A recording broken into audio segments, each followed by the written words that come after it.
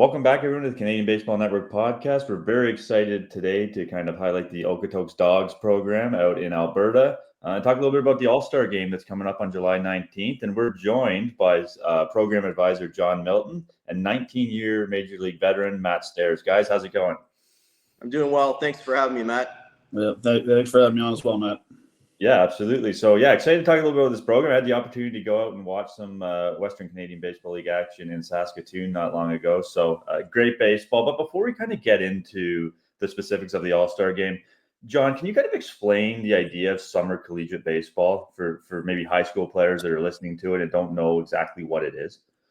Yeah, summer collegiate baseball is basically a way to, keep training and keep playing, in the off season, to really kind of shut down from, say end of May or June all the way till you hit the field again on campus in September or October.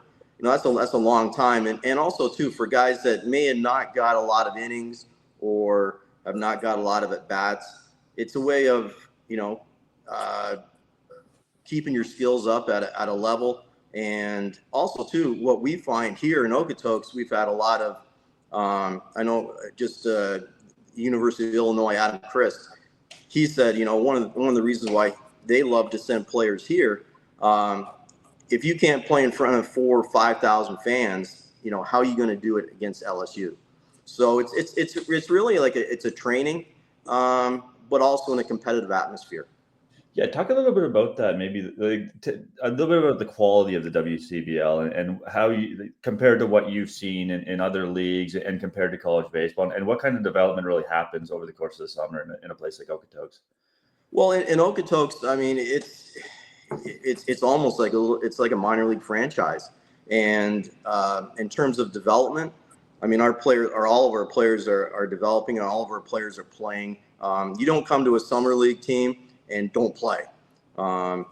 Just for an example, if you look at our pitching staff, on any given night, our starting pitchers probably going to go 4 or 5, and then each of the relievers are going to go 1. So you're using, 4 to 5 arms a night. And then in terms of position guys, we're rotating them around. Obviously, some guys are going to get more at bats than others. But everybody's going to get an opportunity to play, an opportunity to showcase their skills, because people are also looking at those in terms of scouts, or if you're looking to transfer to another school, coaches are watching and keeping track of these games. Now, in terms of the quality of baseball, it's very good. I would rank it. Obviously, you've got the Cape that everybody talks about in the Alaskan League.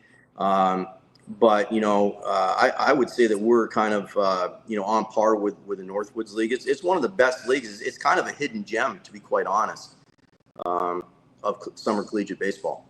I want to talk a little bit about the academy as well at some point. But Matt, how did you get involved in this? Obviously, you're from New Brunswick, but how did you get involved with Okotoks? Well, I probably started about 4 years ago when John reached out and asked me to come out and be a guest ex-athlete or ex-ball player to come out and join the All-Star game. I had a blast coming out there in Okotoks, being part of the All-Star game. To me, it was fun coming out and seeing the talent. Like John said, it's a kind of a hidden gem, with the amount of talent that is in that in the WCBL. And, I mean, it's the competition is tremendous. The pitching, the hitting, the fielding, you name it. Then John and I continued doing it the following year. Went out again as well for a special guest, and then we kind of reached out and I said, John, I'd love to be a part of this sometime. And him and Tyler put their brains together and worked out to where I could come out and be pretty much a full-time guy, even though I'm out there 5 times a year to be the director of hitting. So it was a no-brainer. I mean, just to come out there and be a part of a great program, a great academy. With great people and tremendous coaching and tremendous players, it was a very easy decision to say yes. Were you coaching after your playing career, or is this something relatively new that you've kind of started with Okotoks? No, like after I retired, I was a broadcaster for 3 or 4 years, 3 with the Phillies and 1 with the pregame postgame with the Red Sox. then I left the booth and went down and became the head hitting coach for the Philadelphia Phillies. Things never worked out manager-wise. They made a big change with all the coaches, and I decided to head over to San Diego for a 2-year deal. Got fired there after my first year, which was fine because I learned how to golf a lot more. Then I took a little break, and then it was just I still, as the technical director of the Fredericton Minor Baseball Association here, we have 840 kids, young athletes, stuff, and it's a passion of talking hitting and being around the baseball field. Then when John reached out and said let's make a deal, I'm like, okay, when do you want me out there?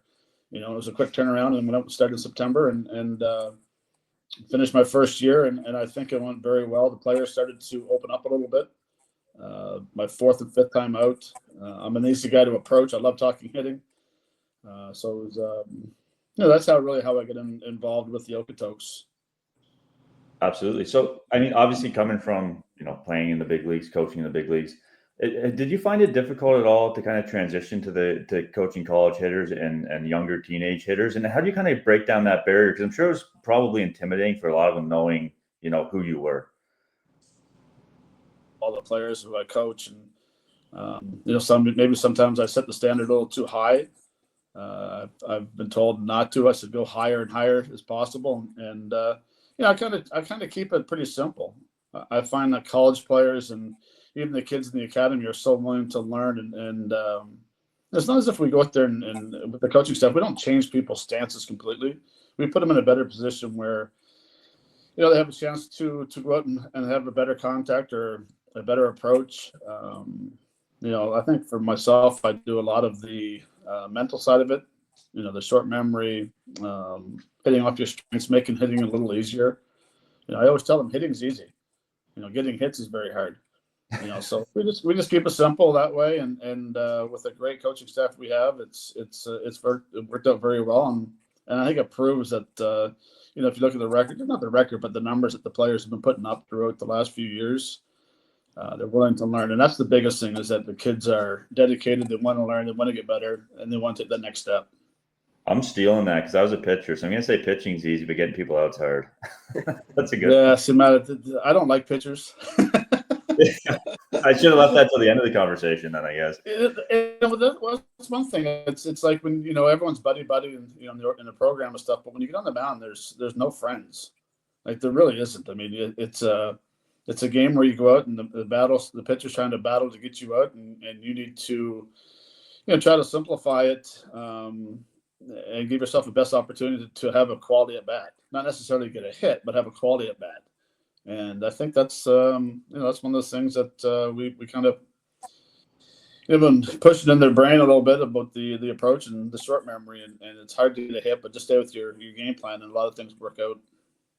Yeah. One of the things, Matt, that's really impressed me about Stairsy is, and one of the reasons why I wanted to bring him on and approached our general manager and our general manager Tyler Hollick and our managing partner John Arcandia is the way that Matt can he can talk to, whether it's a 10-year-old or a college player or a pro player, just that level of conversation and how he presents that knowledge and passes it on. It's incredible to see, and we have the players all the time. The first thing that they're saying is when's Stairsy coming back? And that's kind of a testament to Matt and his communication skills, and not just for baseball, but he talked about the mental side. That's a huge side of our game that we just don't talk enough about and deal enough about. So that's been one of the great things about having Matt on staff now. Yeah, it's interesting that you mentioned the mental side of the game right away, because I think that the earlier you can kind of instill that and get guys at least thinking about that aspect of the game is important because of how much failure, obviously, especially with hitting, how much failure there is in the game. I just want to talk a little bit about the recruiting for a team like Okotoks and the Canadian component, because obviously you're just looking for the best players, and not every player in the WCBL is Canadian. But is there especially with the academy, is there a little bit of a focus on bringing in Canadian talent, would you say, John? Yeah, we're very fortunate here with our academy program that we've seen so many players come from our academy program and kind of funnel right in to our to our college team. Even when even early in the season, when sometimes you're waiting on players because they're in their conference championships or trying to get to a World Series. Sometimes we put in our academy players at our 18U level, and some of them have been, I hate to say it, some of the better players in the league.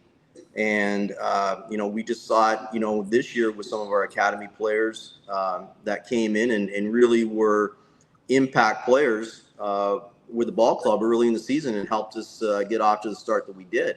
So the one thing that we talk about, especially with Canadian players, is the makeup. And we're finding that, because of Okotoks, like we're a family kind of oriented organization. And that's right on, down from John Candy all the way down. And we find that the Canadian players definitely buy in a little more and a little quicker. And, I know back in, I think it was 2019, actually, sorry, no, I think it was 2019 or 2022. Our coaching staff just basically said, we need to get more Canadians. And that's coming from guys that are American college coaches. So, that's a testament to, I think, the development of Canadian baseball, all across country. And I'm sure that's music to you guys. You're sure we'll get more Canadians. Why not? Like, let's promote the game right here at home. Oh, absolutely. Yeah, and go ahead, Matt. No, go ahead, John. No, I was just gonna say. I mean, it's the work habits, right? That I noticed that you have a 2-hour practice and it's not a 2 hour of acting up the fool. And listen, I've played all over the world and I've seen a lot of players and stuff, and that mentality of wanting to get better and wanting to learn and not thinking they know it all. That's the key, right? It's a kid that could be the superstar of whatever team it is, but he's willing to get better. And I think that's just the way it is with the Canadians. The respect of your peers and the respect of the game, the way we approach the game, the way we want to get better, and we're willing to learn and listen. And that's the biggest thing about baseball is you got to be a student of the game. You need to listen. You need to watch the game. You need to understand the game, how it goes, and learn from your peers. And that's something that I've noticed. It's nice going to a practice for 2 hours and there's no BS going on. It's straightforward, working hard, getting better, doing the little things that they need to do, and asking questions. And that's at the end of the day when you walk away from practice for 2 hours, you're pretty excited or happy the way it went because that's the work habits are tremendous. Yeah, John, did you have something to add to that? Yeah. Just I see our guys that come from the academy. And even from college, our college team, and then they go on to play pro ball. And, some of the comments that I've heard is just, one, they're prepared right away. So, they're ready to step into low A or high A baseball. They understand the grind. We kind of use that word a lot, the grind. And I think sometimes it's used and people don't really understand what that means. But it's a grind. And it's, we talked about failure, and especially in the minor leagues, you're going to fail. So, how we do things here in the academy and how we prepare them there and prepare them, at the collegiate level with our summer collegiate league team, it really prepares them for pro baseball. So you see the likes of Eric Hartman or Gavin Lloyd or Tristan Peters or Matt Wilkinson, they're having success, and they're having success early. And I think that's a testament to, the coaching staff here and really the program that we run. Yeah, I'm just waiting for the notification of Tristan Peters getting called up. Like that's got it's got to come. And if it's not going to be with Tampa, it's got to be with somebody else. Yeah, for sure. So Matt, you obviously have experience in all levels of the game, big leagues. But now, when you see the high school academy guys and the summer collegiate guys, that kind of transition from high school to college, are there a few developmental things that you see that really are a focus for players to get them to that next level out of high school? Or are there certain aspects of the game that you see that really need to be developed? Well, I think, let's face it. I mean, to me, I think the most important age in baseball is 13. That's where you develop your skills of your balance and your footwork and your technique of taking ground balls and throwing on the mound or taking ground balls. And then I think you just have to the biggest thing is growing when you grow into your size you're going to be, and knowing that all the the footwork and the handwork and your swing path and your pitching technique is properly. Now you just got to the older you get and the bigger you get, the stronger you get. Now you got to learn how to do it over again that way. But mechanically wise, they're good, right? And I think that's and plus they get a chance to play a lot of games. Playing more games, you learn more. You notice how to cheat a little bit when you're hitting, certain pitches or how to get to a ball a little different. I just think the college players are more experienced. They've gone through the phases of, being a 13 or 15U player or younger, and just realizing that it's so important to work on their technique early in their life, and then just to kind of pick up where Matt was, also too with the facilities that we have here with our field house, so Matt talked about us playing games. Yeah, I mean, we play a lot of games, but we also practice a lot too. So, where typically teams are playing, maybe 2 games a week and having 1 practice, we're playing 4 games a week and we're practicing, 5 times, maybe 6 times. And, the facilities that we have here, whether it be indoors, outdoors, our new weight room, that's really it's a differentiator in terms of our players. And as Matt said, right from 13, our 13-year-olds are using the same facilities as what the college guys are. So they're using the indoor facility. They're using all the machines, all the video that we have. They're using the weight room. So that's kind of how we prepare them. And I think that's why we see our 13s really kind of, moving and growing, at an accelerated pace. How has development changed over the years? Like you've both seen at all different, eras of baseball. How has it kind of changed to where we've gotten today, where the technology, the strength conditioning, talk me through a little bit about how that's changed and how you utilize that kind of stuff at Okotoks. Well, I think it's everything. I think with the facility they have there, the brand new gym as well.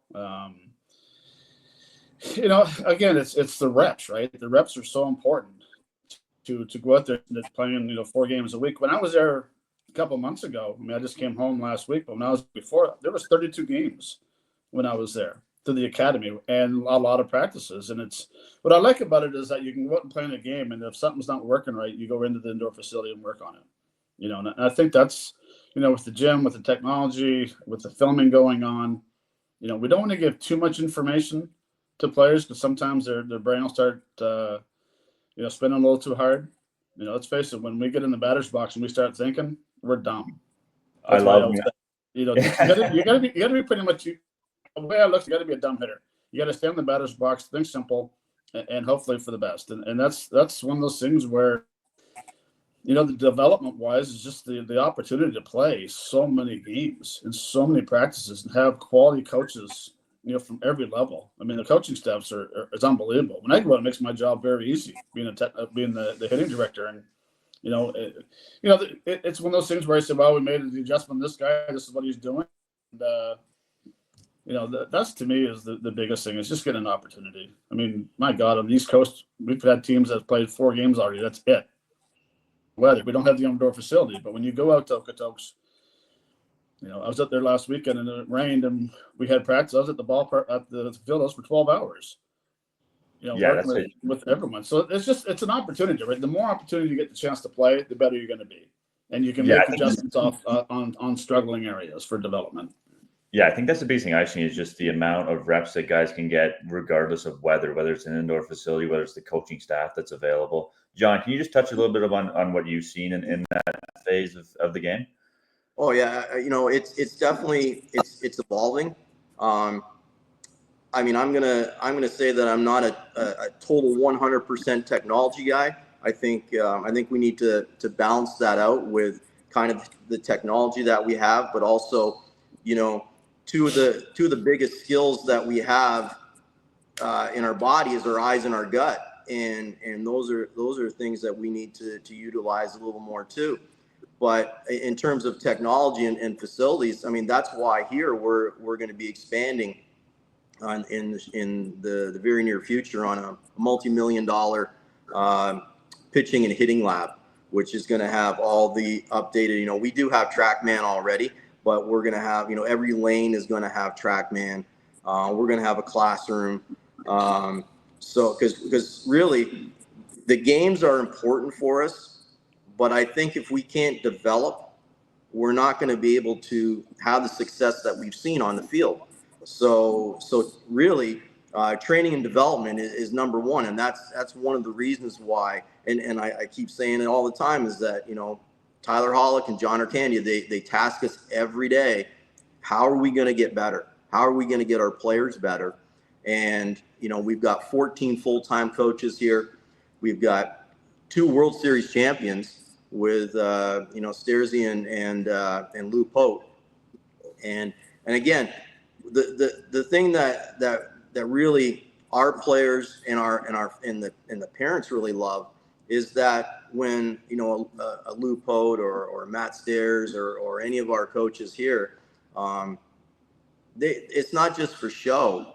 They're actually in the trenches, and like Matt said, he was there for 12 hours on last weekend. It's not just a showcase thing. It's an actual it's an actual job, and they take it seriously. In terms of the players, though, I'm thinking that we're getting a little bit in this game of too many what we call showcase players. And so, as Matt said, playing the game, that's where you're going to learn. That's where you see the true player come out. Anybody can hit at 5 o'clock. I mean, even I can hit at 5 o'clock. But can you hit it at 7:07? Can you hit at 9:15 when the bases are loaded and it's the 8th inning? Those are things that we really want to make sure that our players know and are prepared to succeed with. Touch on some of that expansion, because we get some teasers sometimes on social media about some of the stuff that's being built, but for people that aren't out there seeing it, what's coming out there? What are you guys working on now as far as facilities and development? Yeah, I mean it's the pitching and hitting lab is going to be the main focus. We've just upgraded our second little stadium, Tourmaline Field. We just upgraded that with our cages, some fencing, some aesthetics, and that's going to also go through a little bit of a refurbishment in the coming months. Here at the stadium, we've put in the weight room. We've also upgraded our bullpen. And I know you say, well, wow, what about a bullpen? It's not a big deal. We're going to we put turf in now, so we can utilize it for catchers practices. We can utilize it for bunting. We can utilize it for some PFPs. So it's something that is not just a singular use. But again, we're always looking at different ways of how can we make this place better. Our cages outside, we're looking at revamping our cages outside. Just because of Matt talked about the reps, we want our players getting lots of reps. So the more cages that you can have to utilize, the better off it is. Yeah, I want to wrap up this conversation because we did come on here to talk about the All-Star game that's coming up on July 19th. So tell me a little bit about what people can expect, what's being planned. You guys do it right. You've done it before, but what can people expect on the day? Well, it's just going to be it's one of the next to Canada Day. It's actually one of the best days of the season. This year the All-Star game, our friends at Fortis Alberta have come on board and sponsoring the All-Star game and the Home Run Derby. So again, it's like a whole festival. It's going to start with our Friday night game and then go on to Saturday where we're going to have the players arrive and then we'd have our Home Run Derby. We'll have, different celebrities. We'll have, people like Matt as well on the concourse signing and doing autographs and meeting, just shaking hands with everybody. And then obviously we have the game. And the game is there's been about 8 to 10 players that have played in an All-Star game with the WCBL that have gone on to play minor league baseball.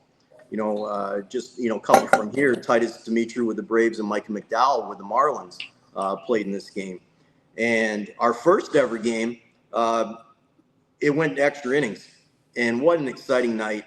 And then it all wraps up with obviously, our MVPs and then a fireworks display. But the one thing that is kind of a big hit here for the All-Star game, and I know I'm going to build them up a little bit, but it's Matt Stairs hitting clinic. So Matt puts on a hitting clinic. We've had over 100 players every year that we've done it, and we bring out, obviously Matt runs it, and we bring out our coaches, and it's a great day for the kids to kind of be a dog for a day and experience the actual All-Star festivities. And then lastly, we bring in a lot of the local players and local Little League players, and they participate in the home run derby, shagging baseballs. Yeah, and it feels like it's more than just an All-Star game. It feels like it really is a showcase for some of these players. Like you mentioned, a lot of these guys, go on to play minor league baseball, and it's a chance to really play against the best. Oh, it is. It is. Yeah. And that's where I see, that's one of the reasons why, if we look at our attendance numbers, we sell out every year. And so, we're very proud of that. Matt, what's your favorite part about this All-Star game, and what do you most look forward to about it? Home runs. That's the hitter in you coming out. Well, besides the steak down the left field corner, to me, I know it's a showcase for the players and stuff, but I think it's a showcase for the fans as well.